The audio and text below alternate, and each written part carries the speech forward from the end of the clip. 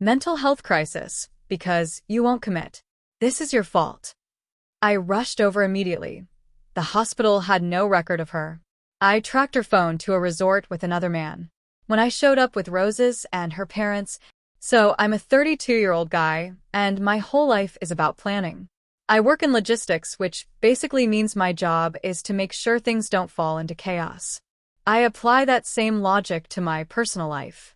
I like stability, I like knowing what's coming, and for the last 5 years, my girlfriend was a huge part of that plan.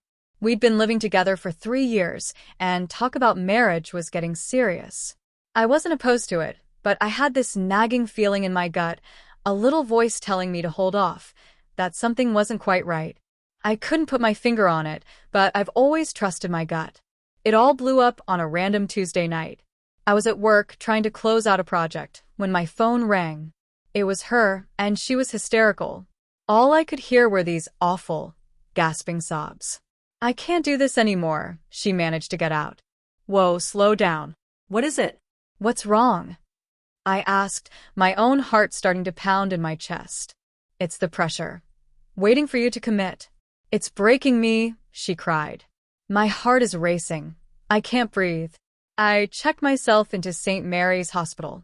I think I'm having a complete mental breakdown. My world just stopped. St. Mary's was 20 minutes away on a good day. "Okay, I'm leaving right now. I'm on my way. Stay on the phone." "No," she snapped, her voice turning sharp and cold. "This is because of you. It's your fault." And then she hung up. I didn't even log off my computer. I just grabbed my keys and sprinted for the parking garage, my mind racing. Was she right? Did I push her to this by being too cautious, by listening to that stupid gut feeling? I sped the whole way there, hands shaking on the wheel, calling her phone over and over. Straight to voicemail, every single time. I burst into the ER, a chaotic mess of beeping machines and stressed-out people. I rushed to the front desk. "I'm looking for my girlfriend," I said, completely out of breath. "She called me maybe 20 minutes ago, said she was having a breakdown." The nurse looked bored. "Name?" I gave it to her.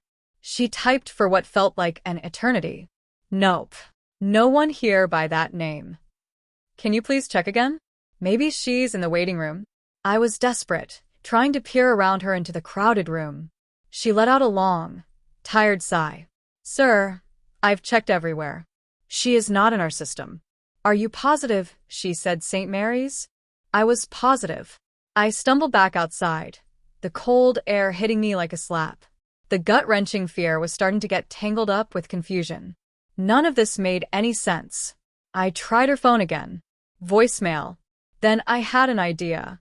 We shared our locations on our phones, had for years. I pulled up the app and waited for the dot to appear.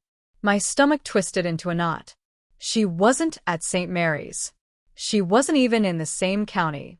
Her phone was pinging from a place called Serenity Woods Resort and Spa, a fancy getaway 2 hours north. My brain couldn't process it. A mental breakdown at a luxury spa? It was ridiculous. Playing a hunch, I called her mother, putting on my most panicked voice. "I'm so worried," I said. "She called me from the hospital, but they have no record of her. Have you heard anything?" Her mother launched into an Oscar-worthy performance. "Oh, you poor thing. She's an absolute wreck.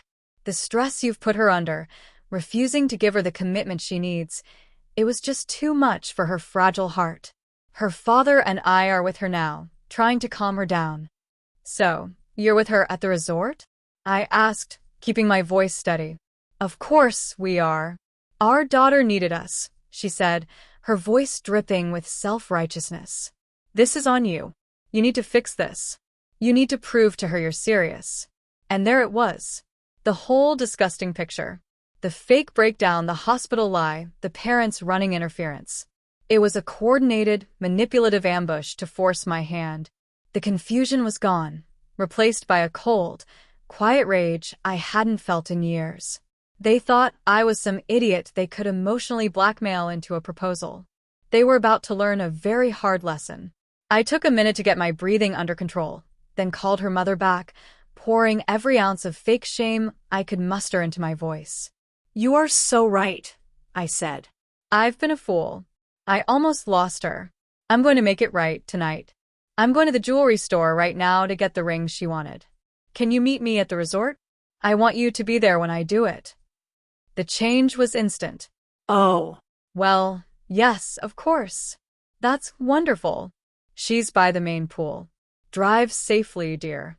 And maybe pick up some roses? She loves red roses. On my way, I said. Thank you for everything. I hung up, went to an all-night grocery store, and bought the biggest, gaudiest bouquet of red roses they had. Then I started the 2-hour drive north. But I wasn't thinking about a ring. I was thinking about our joint savings account. It was supposed to be our house fund. We'd saved up a little over $150,000. But it wasn't a 50-50 split. Not even close. About $120,000 of it was from an inheritance my grandmother left me. I had put it in there as the foundation for our future. Her contribution was about $30,000. My gut had been screaming at me for months not to let that money sit there, but I ignored it. On that long, dark highway, I pulled over. I opened my banking app and stared at the balance. With a few taps, I transferred the entire amount into my personal checking account. The receipt popped up instantly. Then, I pulled up our apartment lease on my phone, found the early termination clause, and emailed our landlord the 30-day notice. The clock on our life together was officially ticking. When I got to the resort, her parents were waiting in the fancy lobby, beaming like they'd just won the lottery. "The roses are just lovely," her mom chirped. "She's right through those doors, by the heated grotto. She's going to be so thrilled. You're doing the right thing." I gave them a tight, fake smile and walked through the glass doors. It was warm and humid, and a big pool was glowing with blue lights. And there she was, lounging on a giant daybed in a fluffy white robe. She wasn't having a breakdown. She was laughing, holding a glass of champagne. And curled up next to her, with his arm wrapped around her, was her work husband. The guy she swore was just a friend. Her parents were a few steps behind me, ready to watch the show.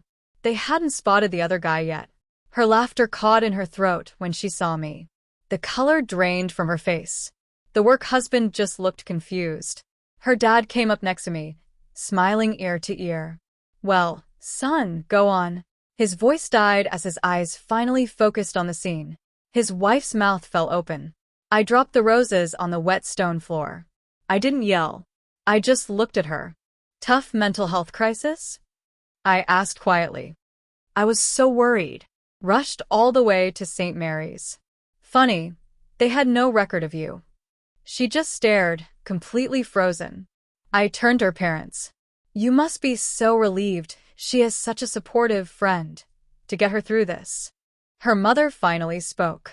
"What is going on? Who is this man?" "Oh, don't worry about him," I said, turning back to my now ex-girlfriend. Driving up here, I had a lot of time to think about commitment and finances. I saw a new kind of fear flash in her eyes. I held up my phone. "You know our joint savings account? For the house? The great thing about those accounts is that either person can withdraw the full amount at any time." So I did. I showed her the transfer confirmation. $150,000. It's in my personal account now. My grandma's $120,000 is my reimbursement for this little stunt. As for your $30,000, consider it a non-refundable deposit for the 5 years you wasted. Oh, and I sent our landlord our 30-day notice. I'll be moved out by next week. You'll have to figure out how to cover the rent on your own, or I guess you can explain this situation in eviction court. The silence was broken by a scream of pure rage. "You can't do that. That's our money." Her father lunged forward. "You thieving piece of trash. We'll have you arrested." "For what?" I said calmly. "Moving money between two accounts that both have my name on them?" "Be my guest." "Call the cops. I'd love to give them a statement about how you all faked a medical emergency to manipulate me while your daughter was here with another man." Just then, 2 resort security guards showed up. My ex was sobbing. The work husband was trying to sneak away, and her parents were screaming at me. I just calmly explained the situation to security, and they escorted the whole chaotic mess away from the pool. The aftermath was a nightmare, just as I figured. The cops came to my office the next day because she'd filed a theft report. I calmly showed them the bank statements proving where the inheritance came from and the joint account agreement. They told me it was a civil matter and left. Then came the social media smear campaign, with all her friends calling me a monster. Her dad even called my boss to try and get me fired. Luckily, I'd already given my boss a heads up. A week later, I was served with a lawsuit. She was suing for her $30,000 plus $50,000 for emotional distress. I hired the nastiest lawyer I could find. He literally grinned when I told him the story. "This is a gift," he said. "We're not just going to win. We're going to countersue for legal fees and for fraud." We subpoenaed everyone. The resort's check-in records showed she'd booked a couple's getaway package. The work husband, under threat of being deposed, signed a sworn affidavit stating she'd told him we were broken up and had invited him on a romantic trip. The deposition was a thing of beauty. My lawyer tore her apart on the stand. He got her to admit she lied about the hospital. He got her to admit she coordinated the lie with her parents. He got her to admit she was there with another man. When he pulled out the affidavit from the work husband, she just crumpled. Her lawyer settled on the spot. The terms were simple. She dropped her lawsuit. She agreed in writing to be out of the apartment by the end of the month and gave up any claim to anything we owned. I dropped my countersuit.